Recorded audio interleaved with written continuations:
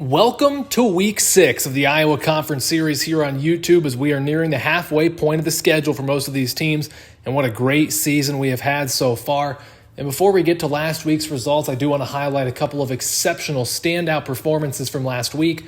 First of all, Don Bosco stud defensive lineman, officially a linebacker, actually playing out of position, Duncan Stockton, for the second week of a row, is your National Defensive Player of the Week.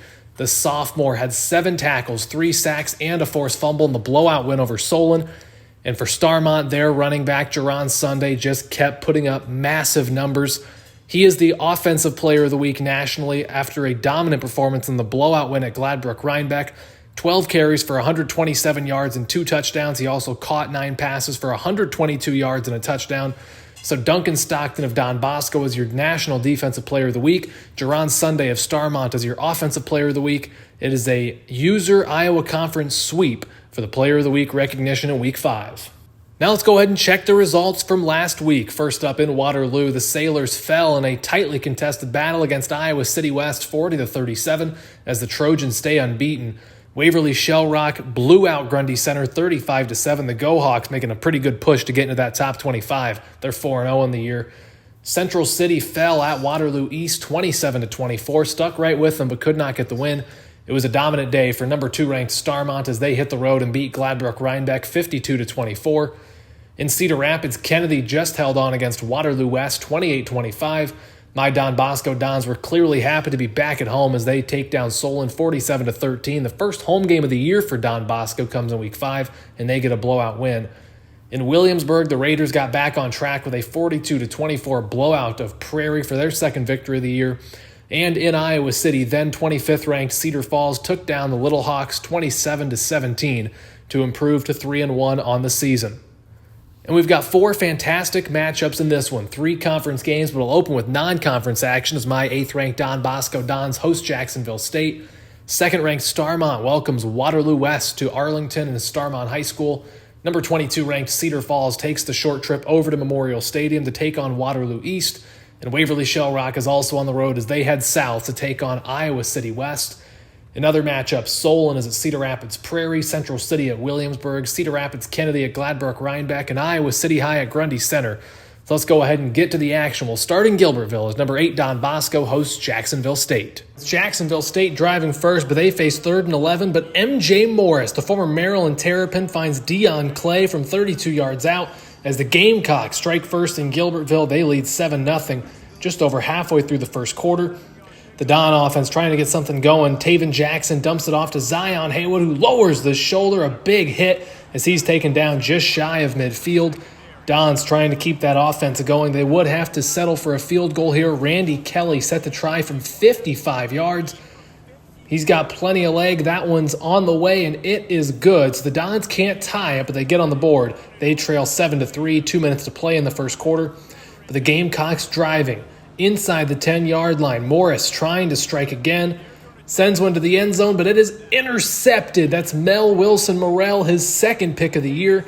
And the Dons get the football back. They trail Jacksonville State 7-3 after a quarter. Jackson now with the football. Sends a man in motion. Dropping back to pass. Takes a shot for Haywood. It is caught, and he's going to be down inside the 10-yard line. It's going to be first down, officially 10 to go. They're not calling it first and goal, but it doesn't matter as Haywood finishes the job. Great blocking, great running by Haywood as Don Bosco takes their first lead of the game with 4 minutes to play until the half. They lead 10-7 over the Gamecocks in Gilbertville. And the Don Bosco defense looking to get some things going here on 3rd and long, 3rd and 14 for Jacksonville State, and that's the big nose guard. Carson Patterson forcing his way back there. He gets the sack. But the Gamecocks would get a field goal try late in the half, and they put it in. It's a 48-yarder for Garrison Ripa as we are tied at 10 with 59 seconds to play until the break. But a great drive and a quick drive ends in the end zone for Don Bosco. Jackson finds Haywood, his second touchdown of the day, first receiving touchdown as the Dons go to the break up 17-10 over Jacksonville State. They would get the football first. And check this out. Lowering the shoulder, Haywood breaking tackles, pushing another man off of him, and now he's got a foot race to the 40, to the 30. If he can beat him, he's gone. What an incredible run by Zion Haywood on the first play of the half. He goes 82 yards, breaking no less than 4 tackles on the way to the end zone, and it's a huge momentum boost for the Dons as they lead 24-10. 3rd and inches here for Jacksonville State. It's a screen pass out to Wyatt Sonderman, and nobody's going to be able to catch him. He's going to go 65 yards to get back within a score. Another massive momentum swing as Jacksonville State is within a single possession. Don Bosco trying to respond offensively. Jackson slings it out, and it's tipped and intercepted. A diving pick by A.J. Watkins off the deflection.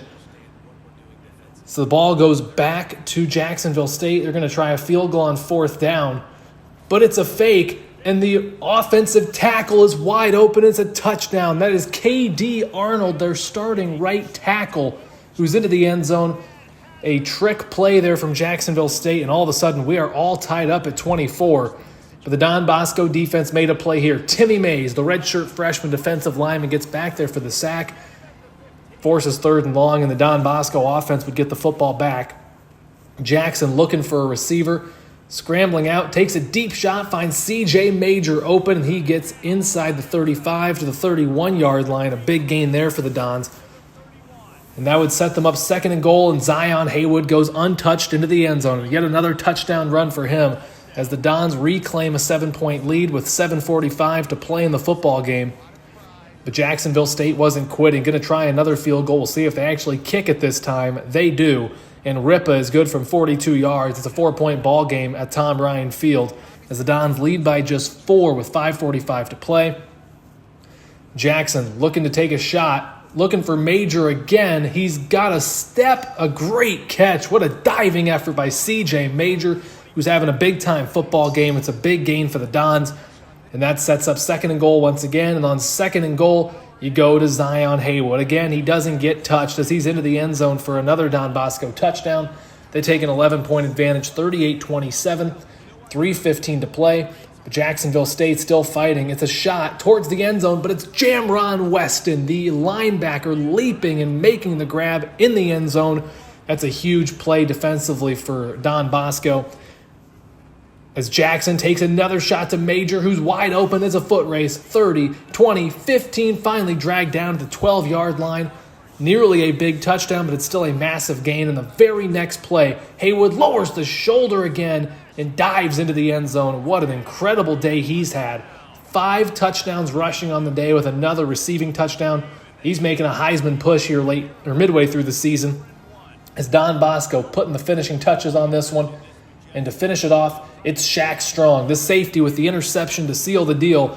It's one that was a little closer than Don Bosco would have liked for a while, but they do get that 45-27 victory over Jacksonville State. It's not close in the end, and the Dons are winners once again.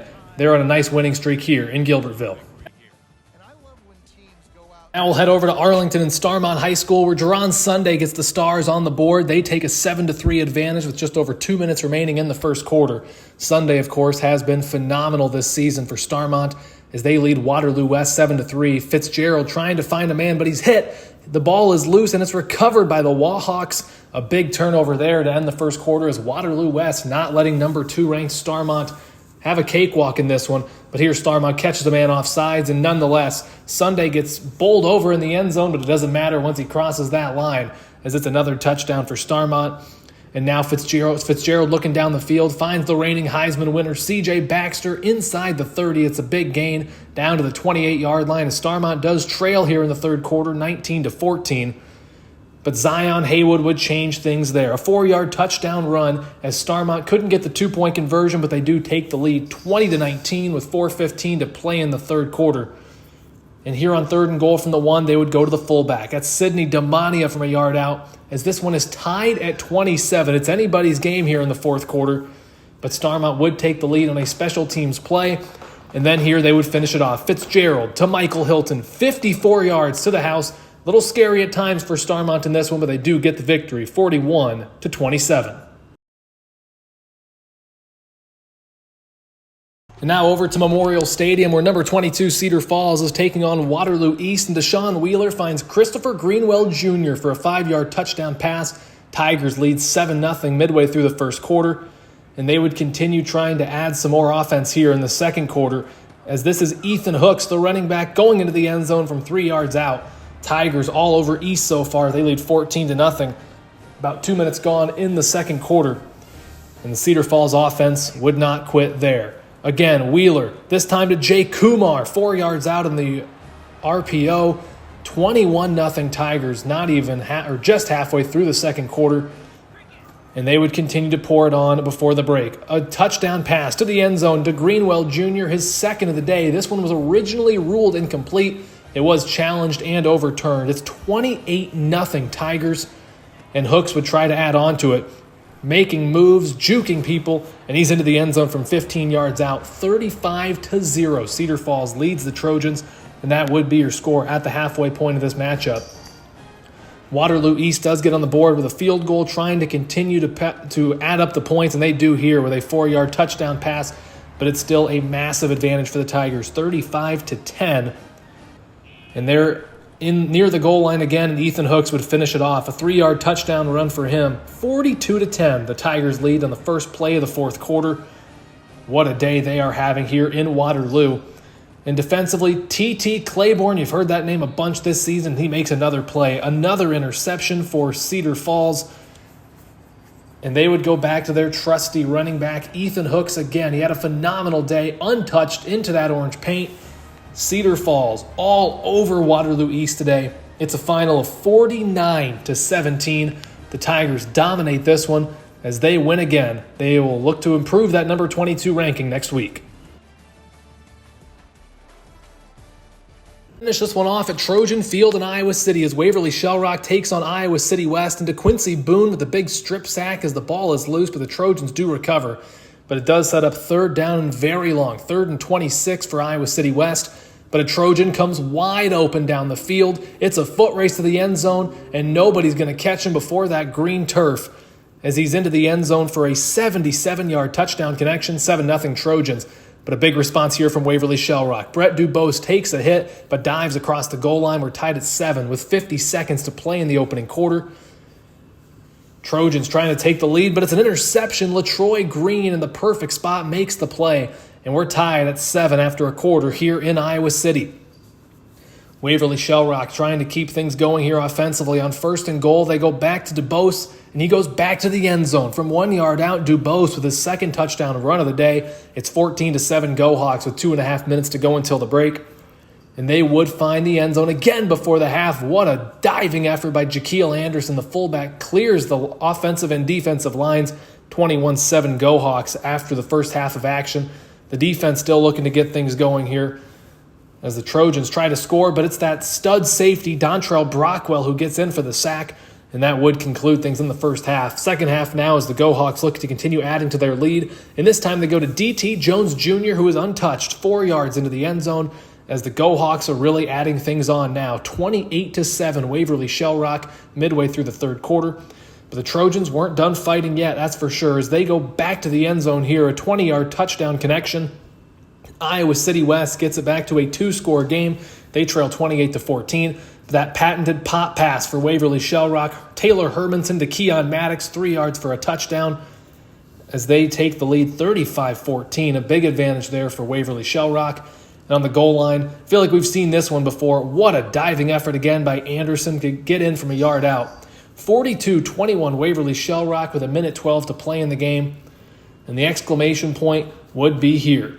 It's a big interception for William Brownlee II, as it is a dominant day for Waverly-Shell Rock. They stay unbeaten, they want to be ranked, and quite frankly, they look like they deserve it. Before we go, we'll finish off by taking an updated look at these standings.